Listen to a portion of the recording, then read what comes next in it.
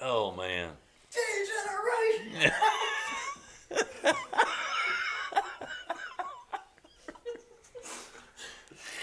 Oh, leave that in. Glad you're here, man. Oh, gosh.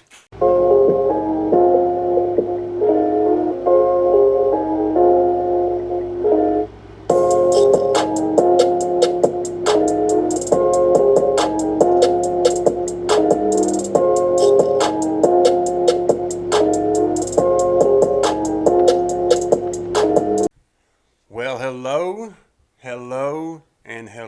YouTube land, podcast world. How is everybody doing? You are now tuned in to the world famous Yes. Coffee and Ketchup podcast. We've got a special one in for today. For anybody who hasn't yet, please make sure you smash that subscribe button. We are on the road to 10 billion subscribers. We are on the road, technically on the road there.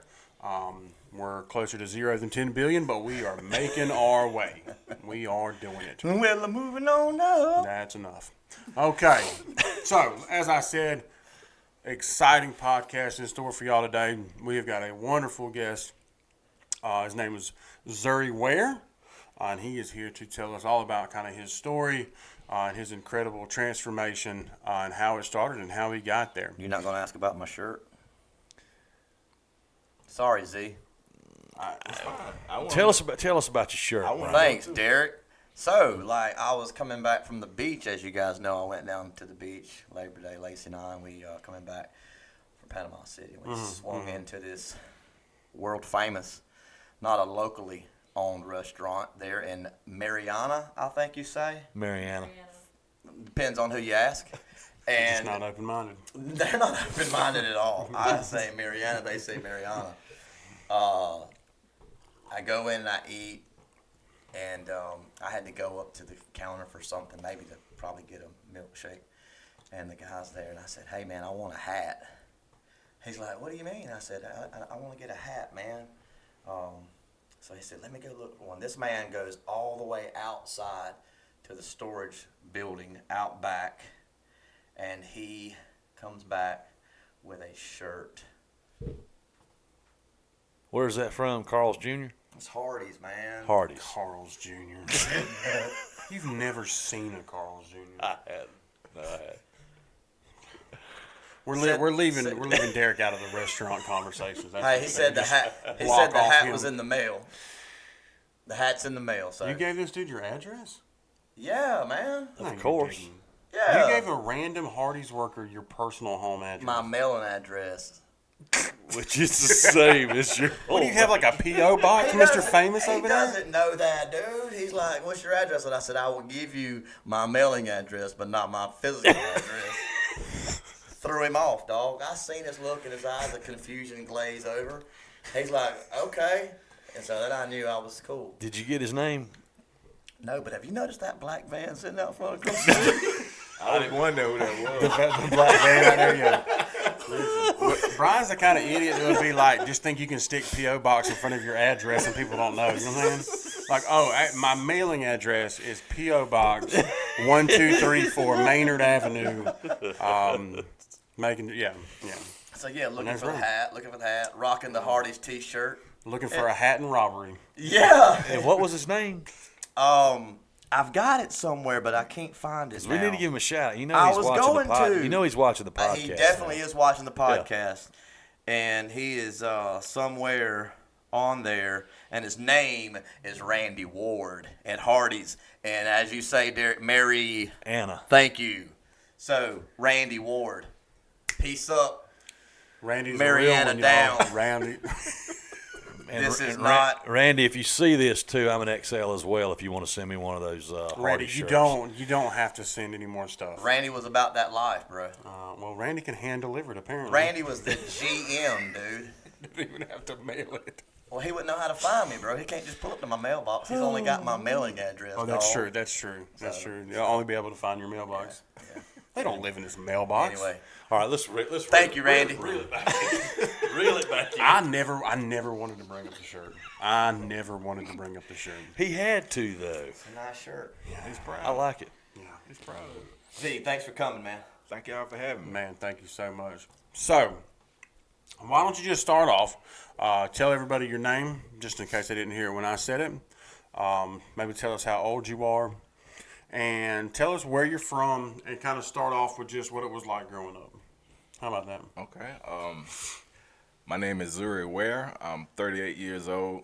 I was born in Memphis, Tennessee. Woo.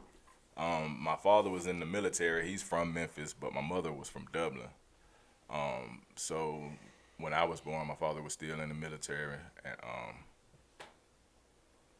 he was stationed somewhere close in Tennessee. And shortly after me being born, I have an older sister. She was born in Germany. Shortly after me being born, you know, my father fell to the disease of addiction. And, you know, my mom tried to stay around, but it was a toxic, abusive relationship. So she felt like it was best for us and herself to, you know, get out of it. And I remember her coming to my room at the house we lived in Memphis one night, and she was like, "I'm leaving. Do you want to go with me or you want to stay with your dad?" And I was like, "I'm going with you." And like years later, I asked her, I was like, "Mom, what if I would have said I wanted to stay with my dad?" And she was like, "Well, I wouldn't have went nowhere." Wow. So Yeah. And how old are you? How old were you when this happened? I was like 5. Whoa. Wow. Yeah, I was like 5. And we moved to Dublin with my grandparents. And I like how your mom set the question up to like where you would get the answer. Yeah. yeah. That Yeah. was, man. Just completely put it in like, Yeah. where do you Yeah. want to do? You know what I mean? Yeah. What is That's- what is That just tells the love and the selflessness that she had. Yeah. Yeah. incredible? Z, how old was your sister at this time? You said you were 5. We're 4 years apart, so she Okay. was 9. Okay. Yeah. Okay. In Germany too. My dad. I'm assuming you're talking about the Air Force base in Germany. He was in the Army. He's in the Army. I wonder if I know my dad was born on a military base in Germany. So That's wild. Our dad was weird to over me. in Germany too. Yeah. Yeah. Yeah, in the Army. Wow. That's a true story, man. Yeah. Yeah. Well, I was going to say Zuri kind of looks like he's from Germany. So you get to Dublin, and you're 5. Your sister is 9. Mom, grandparents. How was it once you got here? Once I got here in my grandparents' house, it was all love. You know, I really felt the type of love that I wasn't used to. You know, growing up as early as I can remember, it was just a lot of chaos back home. So I'm sure. So growing up in my grandparents' house, it was a lot of peace and a lot of, you know, love. But they were strict on my mom. So, you know, she couldn't come and go as she pleased and do what she wanted to do because they was old school. They weren't going for it. So we stayed there, I think, 2 years. After getting here, Mom saved up and got enough money and moved us out to the famous Johnson Home projects in Dublin. Okay. Brian, are these famous? They are here. Okay. Yes. Okay. Yes, sir. Okay. Yeah, the south side of Dublin, which I didn't know nothing about it back then, but that's kind of when things started to go a little crazy.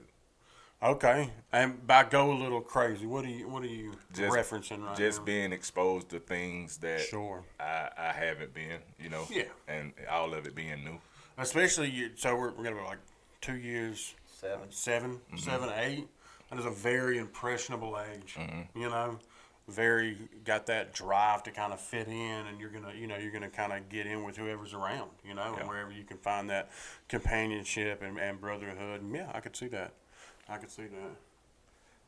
And so after we moved in, you know, my mom, she was a single mom, so she worked a lot. She was a manager at a jet food store in Southside, and the way our schedules was, I used to get home probably 30 minutes to an hour before my sister, and I had a bad habit of snooping.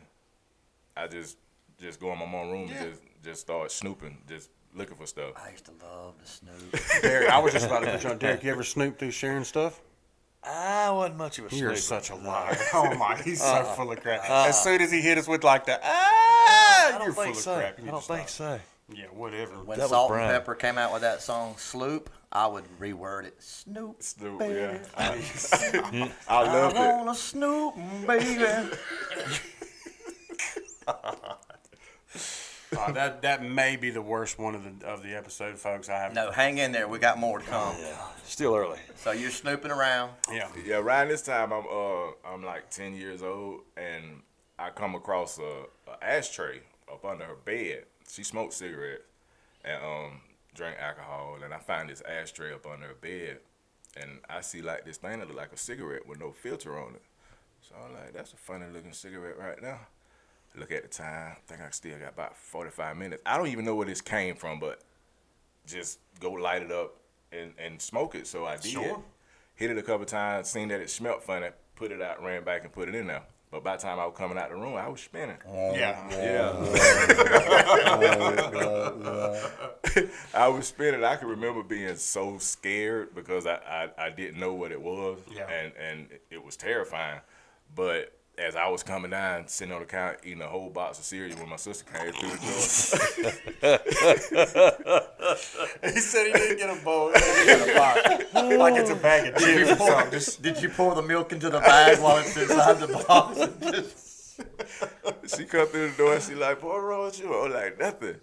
But as I know now how it was going down, I knew I was gonna do that again. Even though it scared me. Yeah. Even though it was terrifying, I knew I was gonna do it again. Yeah, that's a good representation of addiction. Even though it's like scary, like I don't know, but it does feel good. So whatever the consequence, I'm finna do it again. Yeah. This ain't my last time. Yeah.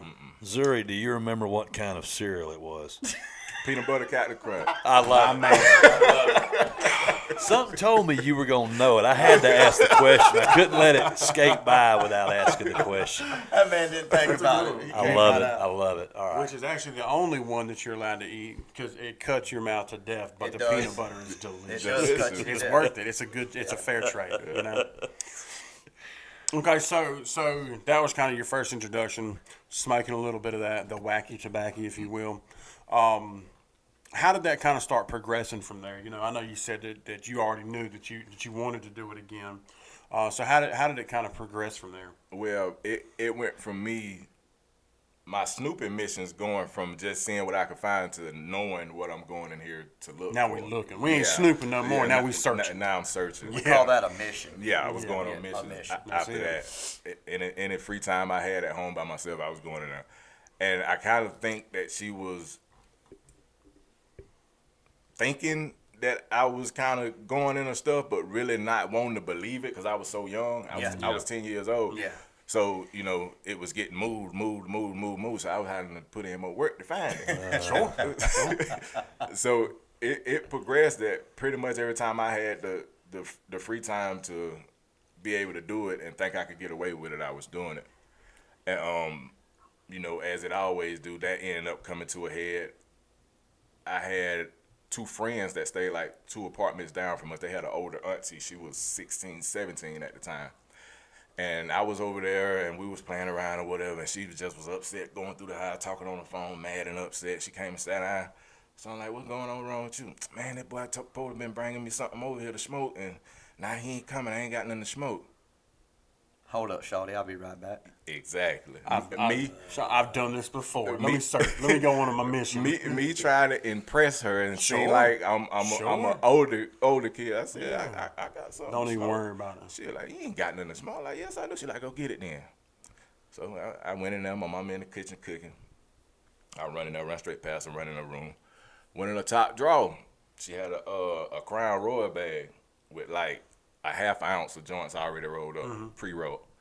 So I grabbed one, went over there, we smoked, and she was like, you got some more? Yeah, I got some more. Plenty. Ran back to the house, got nothing. 2 this time, ran back over there.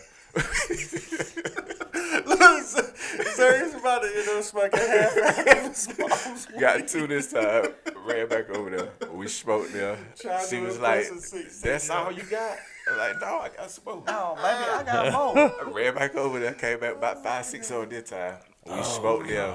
And I remember being so out of my mind. I was laying on the floor and it just felt like my body just was going through the floor, just like in stages. I was like, oh my God.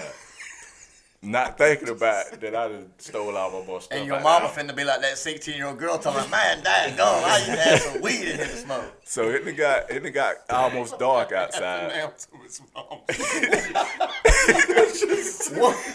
Trying to impress a girl 16-year-old.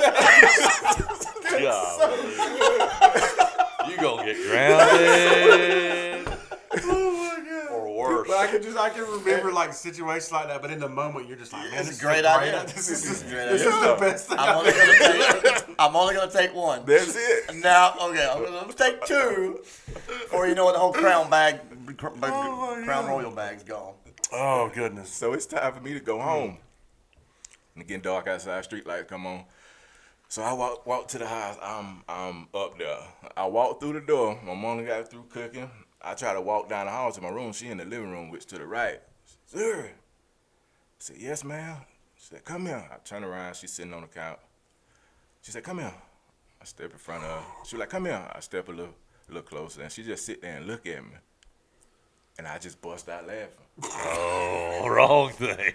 I said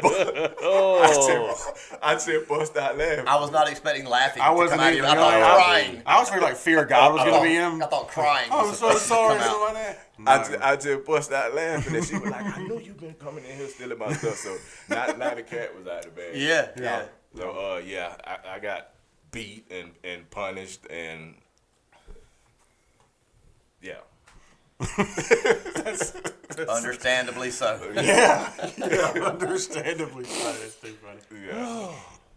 All right, so obviously I had to have impressed this young lady. You know, what's cooler than that?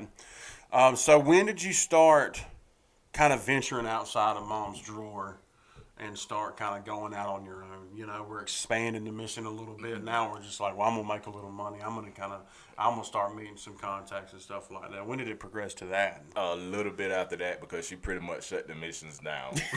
Yeah, I imagine so. Mama ran grounded ball off. safe. Mom grounded off lights. Yeah. She pretty much shut the missions down after that. So I had to, go through that same older female and some other guys because I've always dealt with people older than me, like when I was younger. Can relate. And that's when the drinking of the alcohol started coming, and couple years passed, and before you knew it, I was not only smoking weed and drinking, but I now was selling also. Sure. And I think that's a lot of people don't realize, I think, because, it's such a tough subject to get into. That's pretty much how it progresses regardless, just for the sake of being able to continue to get high, for free. I think, it's something that I did. I think it's a path that a lot of people choose and just kind of get into. So you're doing this, and how old are you? You said a little bit like what, 12, 13, 11? Yeah. Somewhere around in there? 13. Okay, you still going to school?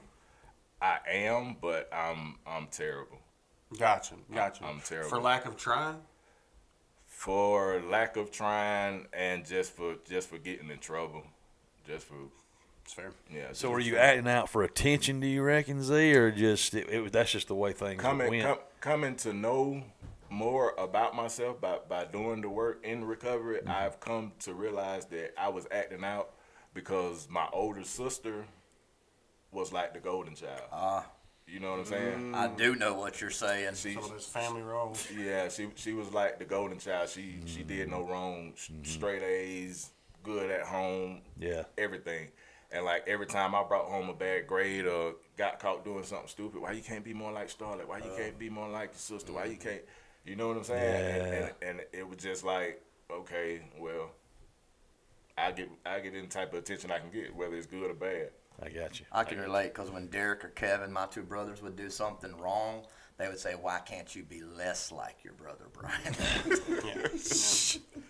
Yeah. Stop following him. Yeah, and I guess that's where my sense of not being good enough or can't do nothing right, it kicked in back then because I was always compared to her in my eyes. You know what I'm saying? Like I wasn't never good enough with my schoolwork or with pretty much anything because she didn't get in trouble. Yeah. Plus, that's a big characteristic of addiction, and that disease is. As soon as I feel like everybody's against me, or I'm starting to get in trouble, I just want to throw all the cards in and quit anyways. If this is how y'all gonna label me, I'm just gonna lean into it and become that person you think. You know what I mean? Mm-hmm. So that is very common, and that's how a lot of us tend to go. Is kind of leaning into that identity that we think other people are giving us, and really we're just people are getting onto us because we're being ridiculous. Yeah. And also during this time, I done start going back and forth to juvenile. I'm still in about anything that a young teenager be doing. I was into it, and I was going in and out of juvenile, and it's a situation with me trying to impress somebody again. Oh, yeah. Seems to be a habit forming here. Okay, so it had got to the point. My sister done moved to Savannah. She done went off to college. Mm-hmm. So now it's just me and my mom. So every time my mom catch me with something that I'm supposed to have, whether it's weed, drugs, and other stuff, she used to put it in my sister's room, and she put a lock on the door.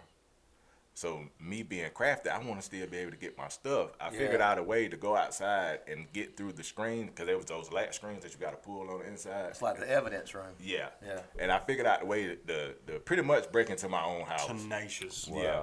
Little addicts, I'm telling you. So I used to go in there and get stuff that I don't supposed to have. And one of my friends from the neighborhood went in there with me one morning. My mom was at work, and my mom had got her tax money. And she had it all out on the desk. It was like $6,000-$7,000. Oh boy! And he was like, "Who money this is?" And me, trying to impress. Like, yeah, that's what I got from out there on the block, man. So I just keep it in him. Give him what he came in there to get, and I leave the house and go downtown to do some stuff that my mom asked me to do. I get back home, the door is open from the inside of the house, and I look in there and the money's gone. Of course it is. So automatically, but me going into panic mode, my mom gonna know it was me. She gonna know I trashed the place like somebody done robbed it. Called my mama. Been robbed. Yeah. Yeah. Police come, all that, and I end up getting locked up behind it. Even though I didn't take the money, she ended up getting the money back. She found it at my friend's. I think it was his auntie house, like across the field. She ended up getting her money back. But she thought I had something to do with it, which I did. I didn't take it, but Right. My actions, introduced the guy to it. Yeah, my actions led to it. So Sure. we both got locked up behind that. And I was on probation. I ended up going to boot camp and got out on house arrest. Still not really having no understanding of trying to do right or do better. I can't leave the house. I can't go party, so I'm gonna bring the parties to me. Sure, Yeah. absolutely. I was on house arrest about 6 months. Was having girls and stuff come to the house. We were drinking this, that, and the third. Get caught by my probation officer. I get locked up again. Go and do another 3 months. Get out, still on house arrest for another 6 months.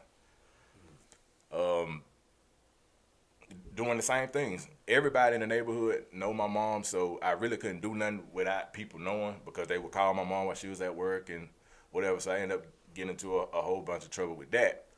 So around this time, my mom just feel like that I'm out of control. She really can't do nothing with me. I'm 15. I catch an aggravated assault, discharging a firearm in the city limits, and possession of a firearm.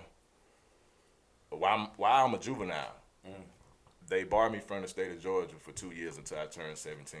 Wow. During this time, my father has went to treatment, received Christ, got his life together, and was an ordained minister in Memphis. So he comes and gets me once I get done with my 90-day boot camp. He comes and get me and takes me to Memphis.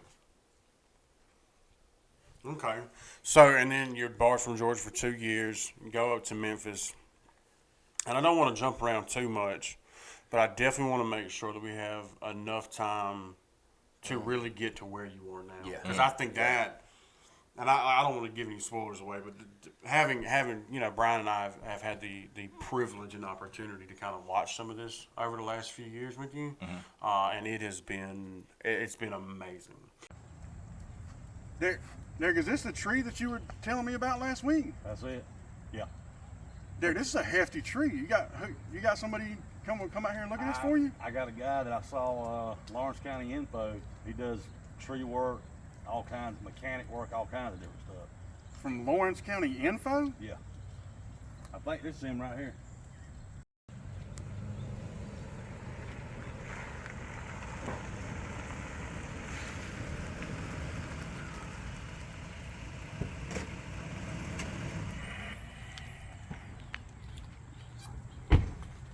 Hey, what's up?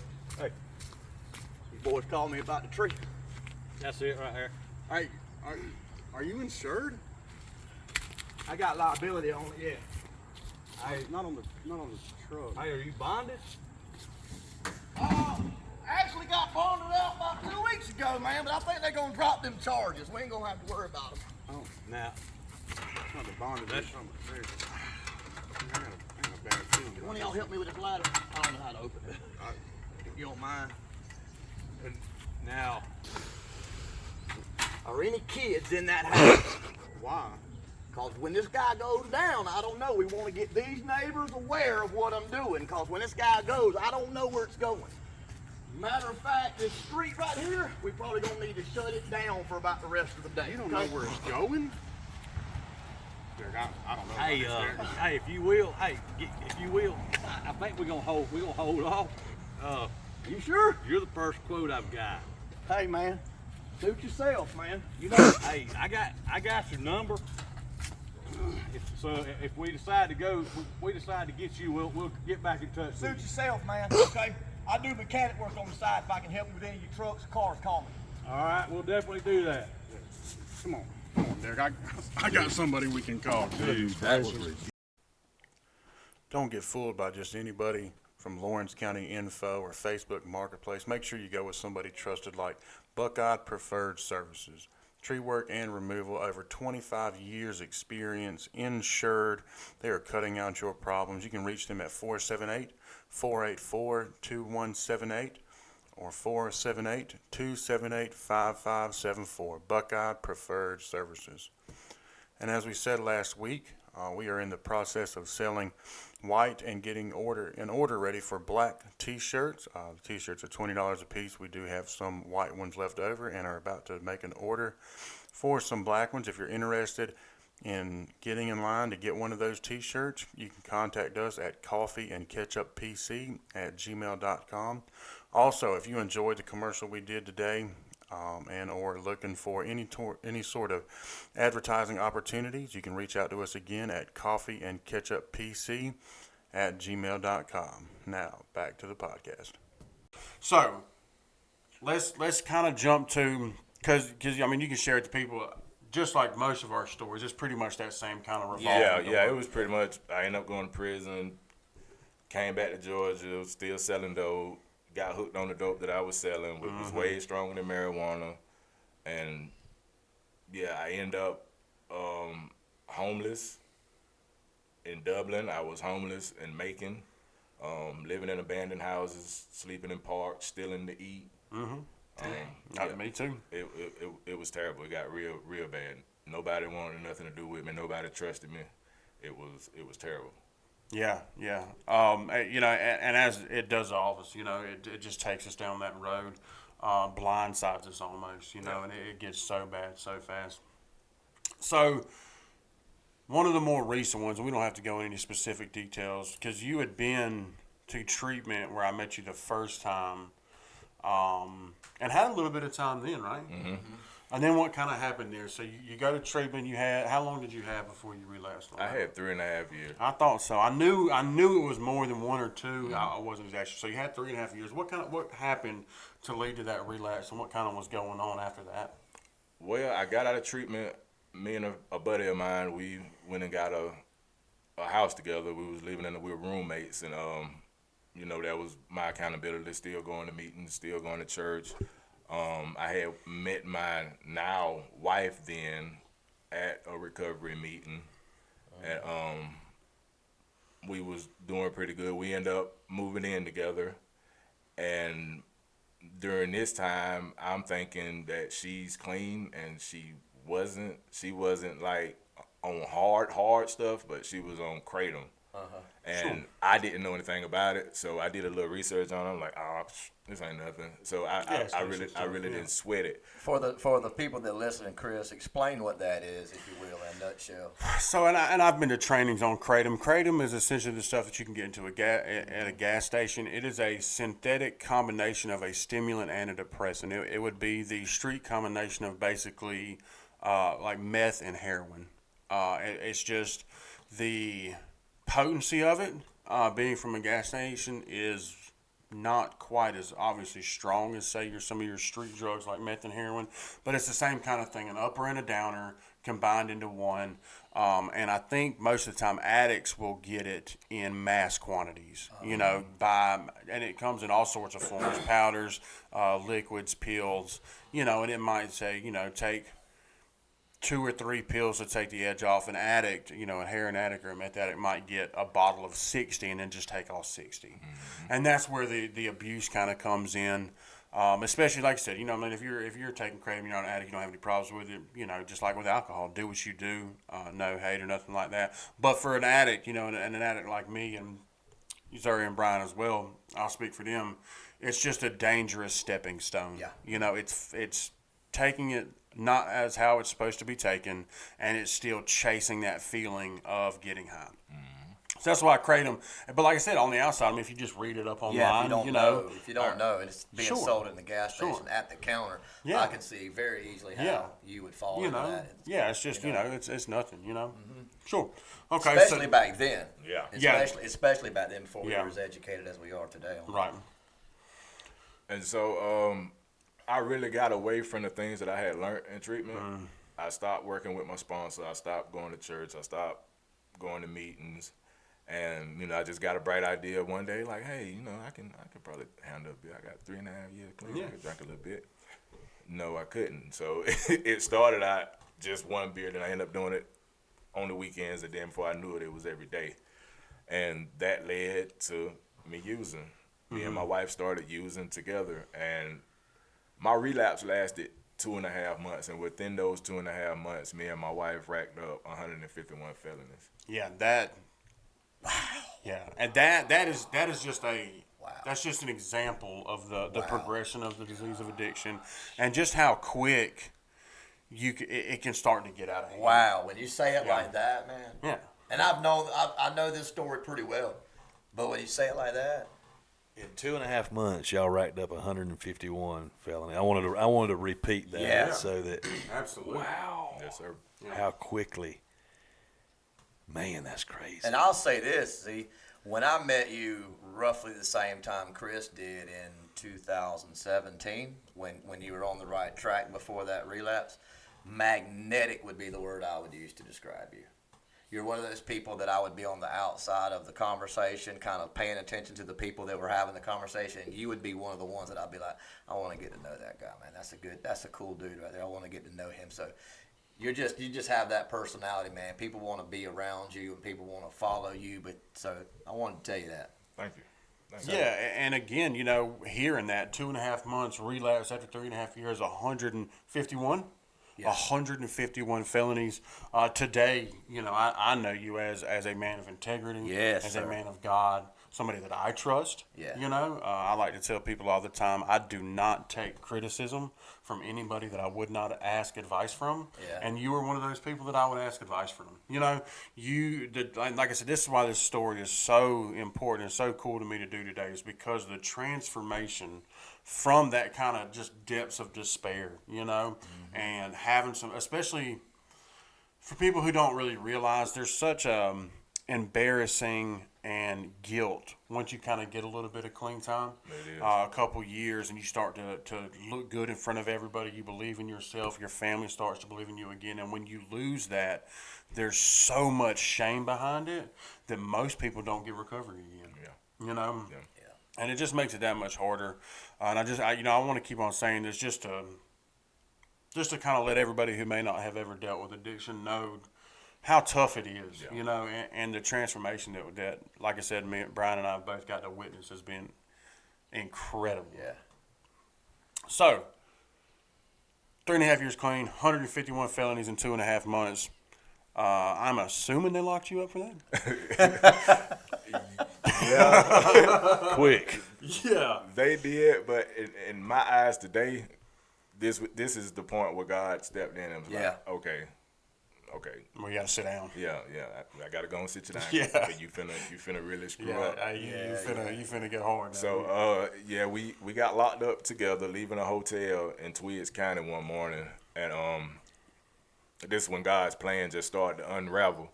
We lost everything. We lost all our possessions, a whole house, furniture, clothes, documents. We lost everything. Everything y'all owned. Yeah, car, Yeah. everything. Them 3.5 years I had worked for, we lost everything. Only When thing Tweaks we County had. got behind you, turned on their blue lights, pulled you over, from that moment, that was God saying, hey, time out. You're sitting on Yeah. the bench. You're not in the game anymore. You finna rest for a Yeah. minute. Yeah. Yeah.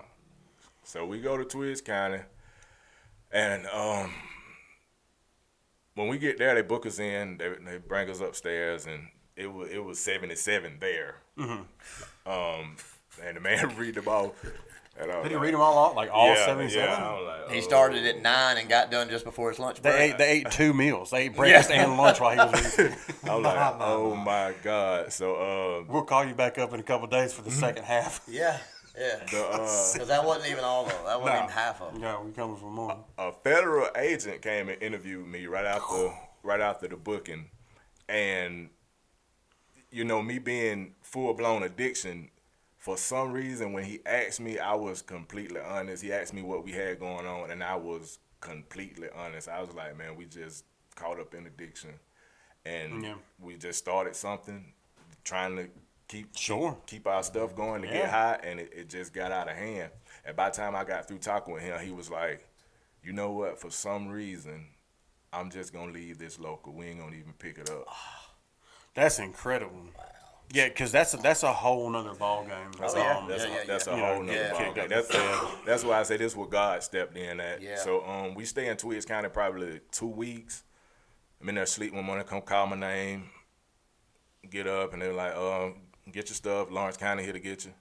Lawrence County? Go out in the hallway, my wife there, they transfer us to Lawrence County, a whole nother slew of charges. And after being there a couple months, they brought in 23 new charges. And That's 100 for people who Yeah. can't, not 77 to 23. I saw Brian's wheels turning over there. He wasn't sure. I was going to get He's like, there. is that 6,000 charges? I don't, 20 charges? He didn't know how to get it. by this time, I'm terrified. I would imagine so. I'm terrified. I'm like, I'm never gonna see my wife again. I ain't gonna see my kids. That was your thoughts whenever it just kind of started sinking in. Mm-hmm. I'll be honest with you, that was our thoughts too. Yeah. I remember hearing about you guys getting arrested and kind of getting some first details of the charges and what was going on, and we were just like, Yeah, we that's- read the article that's and we tough. just, damn, this is it. yeah. Yeah. You We, know? we are here. If the opportunity is available, this is And I felt the same way. So I got on my knees in my cell one night, and I just was like, Lord, I don't know what I'm finna do.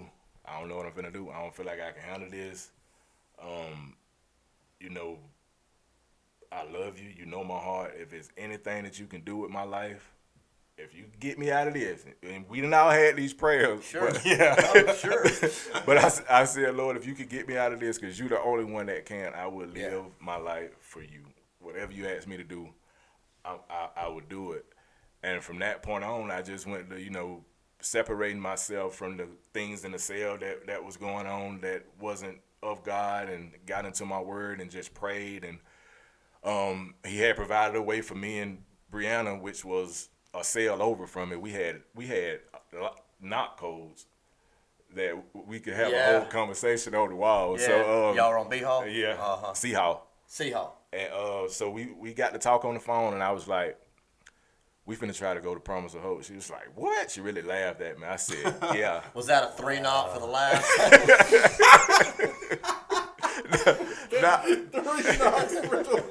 We had ended up getting on the phone through a friend. Both of us was on the phone at the same time. And she was like, what? I was like, yeah, we finna try to go to Promise of Hope. So try to call and get a application and just fill out the application and we just gonna see what happens. I remember. And we both filled out the application. 13 months later, Yeah. Brianna goes to court unexpected.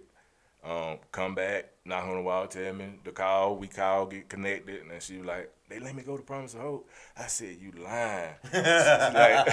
She's like, no, they gonna come get me today. I said, what about the charges? She was like, I don't know. I don't know about the charge. I think it's like a bond condition or whatever. So I was like, okay. And she left that same day.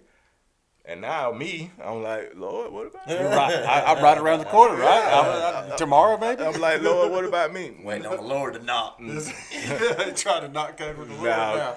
I stayed there 12 more months, another 12 months. So I was in the kind of full 25 months.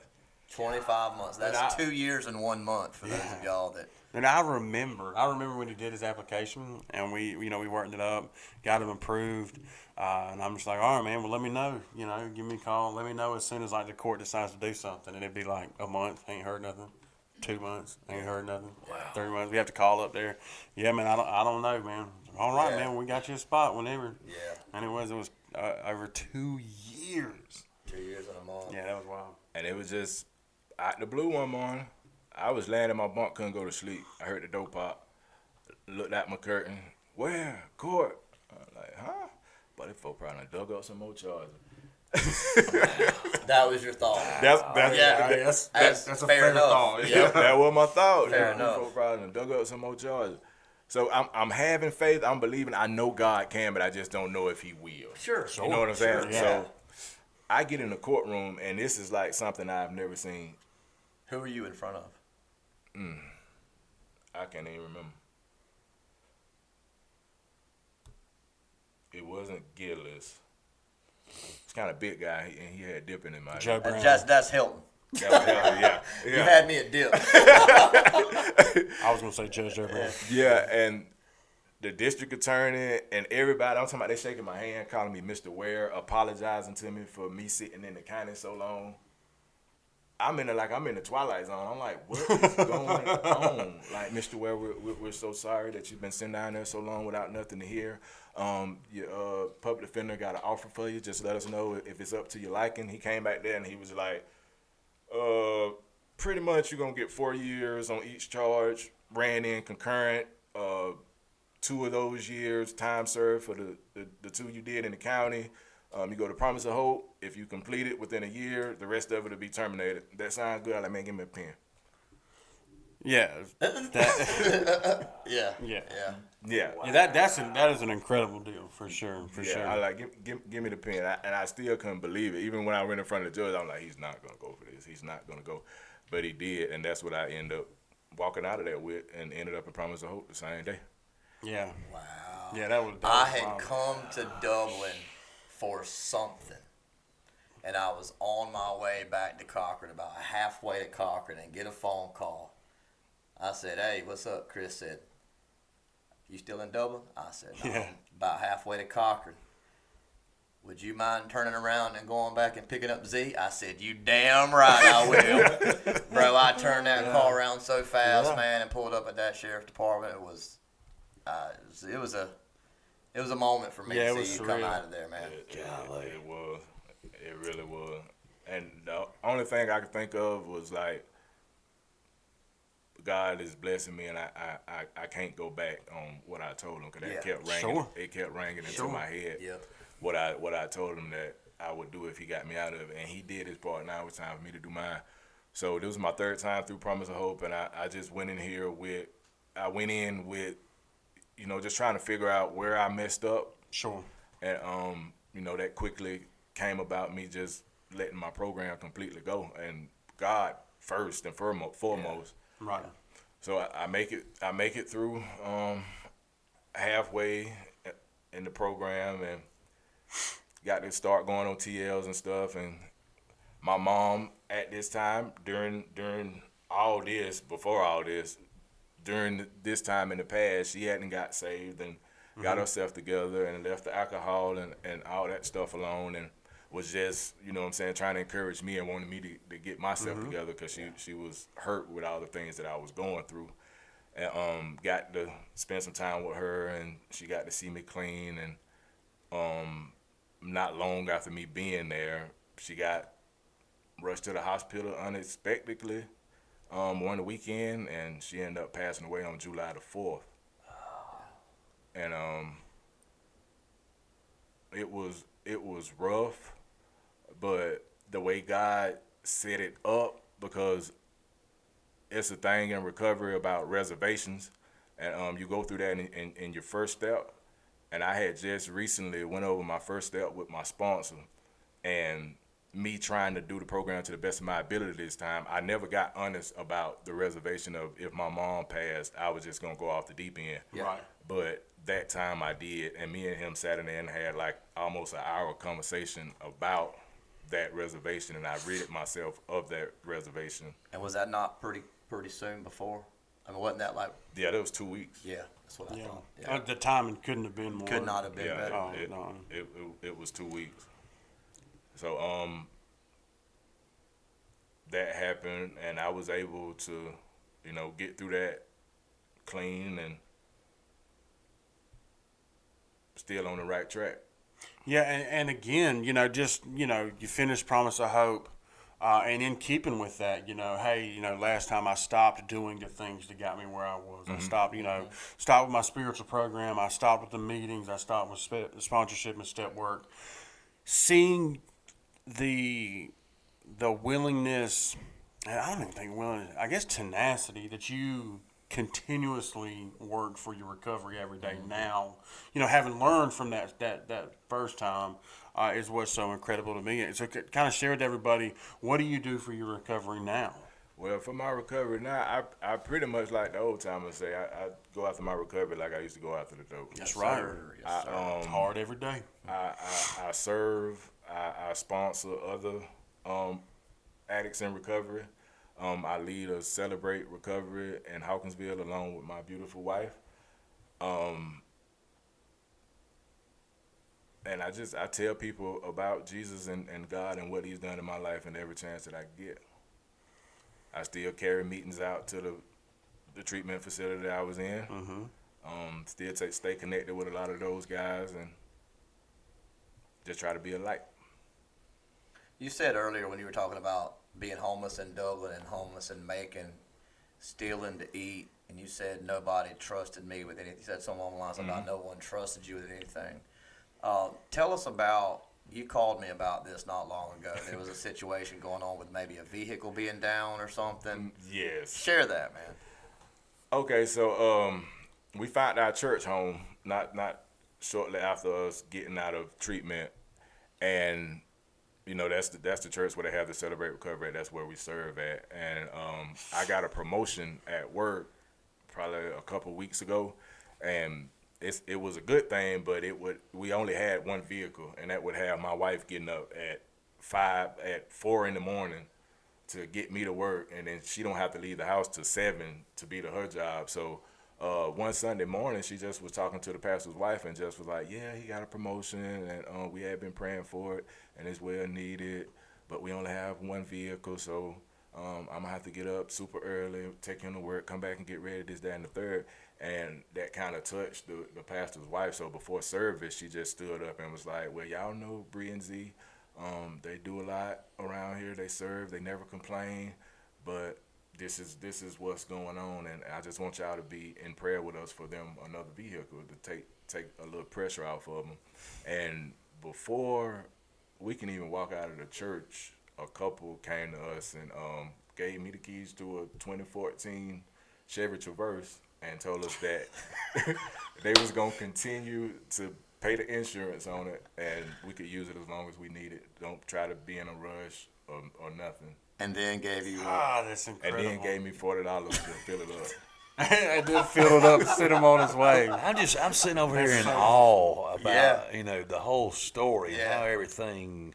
Because Yeah. obviously, I just met Z for the first time today, and just speechless. Really, I mean, I do want to say this. So, as you were there for, you said 20, how many months? 25. 25 months. So that had to wear on you emotionally, spiritually. I mean, we're all human, and you continued to stay the course, continue to pray through it, and then again, you didn't expect it whenever it happened, I did. and it's an amazing story, man. Amazing story. It is. Like, I agree. Like I said, whenever, I think Brian was probably the first one to bring you up about coming on, and I was like, yeah, that'd be a good one. That'd be a good one. It definitely fits in with the positivity, you Yeah. know, and the stories of Absolutely. reform and just, you know, what we try to do, you know, and it's an incredible story, man. And about the car thing, that is just, it's fantastic, you know. To go from, you know, 151 felonies to people like, hey, I trust you with this 2014 vehicle. Use it as you need it, you know, and no rush to get it back to us, you know. Because I think people recognize that as well, you know. I dare say nobody listening or on this podcast has ever not been through anything, you know, not faced hardships, not had to reach out to other people. And I think the people that have to go through that are then the first ones to kind of step up and help somebody else going through that, you Exactly. know, that camaraderie and that not alone type of mentality. But it's incredible, man. It's such a good story. Was there anything else that you wanted to leave anybody with?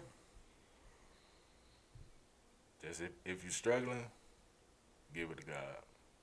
He's the way. Amen. I want to say this before we close, Z. I'm going to say this directly to you. I get the opportunity to speak to people that you get the chance to speak to. So you're speaking into the lives of men that I get to be around today, and the impact that you're making on their lives is nothing but positive. So you are giving something so freely, and then you turn around and serve and give it back to others so freely, and their lives are being impacted by that, and their lives are changing. And I just want you to know, man, that I are extremely proud of you, and we love you, man, and we just love to see what God has done in your life and in Brianna's life as well, man. Thank you. Thank you so much for coming on. Yeah. Thank y'all for having me. Hey, man, anytime. Again, as I said at the beginning, we are on the way. We cannot be stopped. There is no ceiling on this joint. We are going all the way to the tippity top, and we're getting there quick. And you can help us do that by just smashing that subscribe button down below the screen. I think it's in the bottom,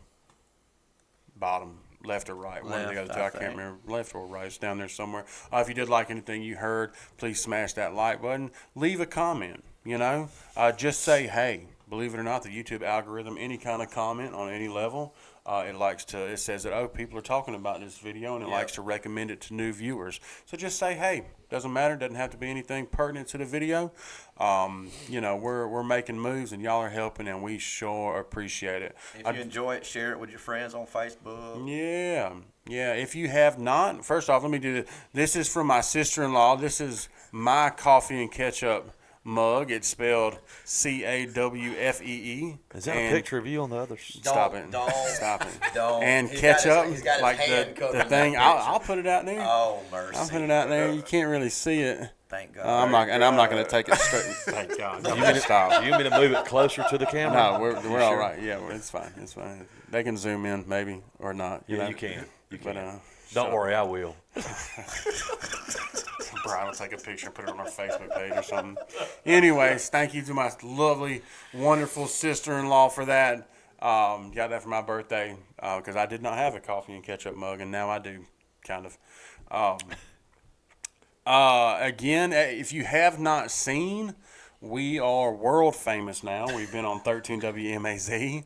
I'm going to try, as I might, to put the link to that story in the description of the video down below. If you don't mind, click on it. Who was it came out? Celine.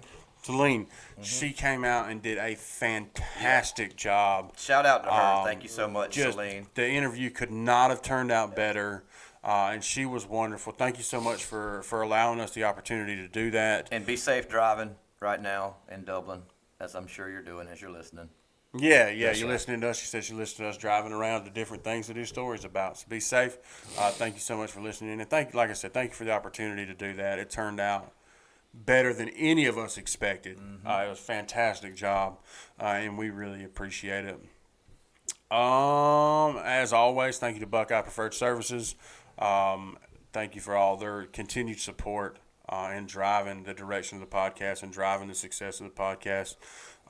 And then black T-shirts, we're going to change providers. I think so. And would that be I think so. provider? Would Yeah. that be the right thing? Provider would be. We'll use that, sufficient. Yeah, we'll go with it. It's not I don't wrong. like it. I'm going to find something better to say next one. We're going with a new clothing outlet, a new provider. Anyways, I don't know. So, but they're going to get ordered this week. Next week, we are on the verge of getting them done. Please reach out to us at coffeeandcatchuppc @gmail.com for any kind of interest in T-shirts or advertising opportunities. And with that, we will see y'all in the next one. Appreciate it. Peace.